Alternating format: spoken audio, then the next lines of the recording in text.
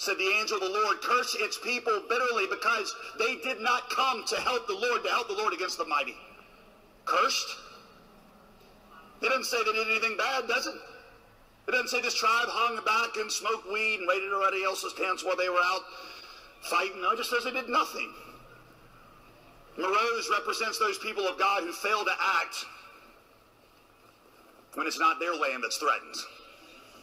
So you do the geography lesson here. Morose, they're like, hey, it's not affecting us. These enemies ain't coming after us, so we're going to hang back. And now I want to turn more specifically to some of these issues of justice, whether we're talking about racial justice or gender justice or what have you.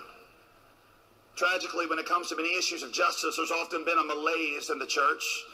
I'm not using the kindest word possible.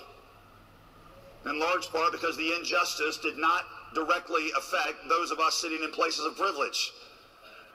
Like Morose, it didn't affect our tribe.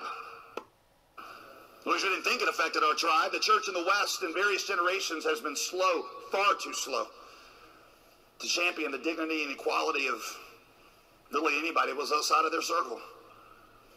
And some of us ask, we look back with genuine bewilderment, and we say, how could some of these great theologians, how could some of our ancestors have either gone along with slavery, someplace even defending it, at the very least just not really seeming to care about it that much? How could a large majority of conservative Bible-believing Christians have just sat on the sidelines during the civil rights?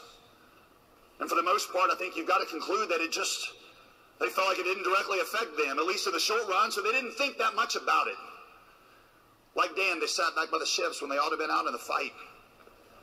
We have to be clear. The scripture says this not getting involved on behalf of others is a matter in God's eyes of justice. Bearing the burden of our brothers and sisters in God's kingdom, even when we think, especially when we think that what is happening doesn't directly affect us, is a matter of justice. It doesn't say they did anything bad, does it? It doesn't say this tribe hung back and smoked weed and raided everybody else's tents while they were out. And now I want to turn more specifically to some of these issues of justice, whether we're talking about racial justice or gender justice.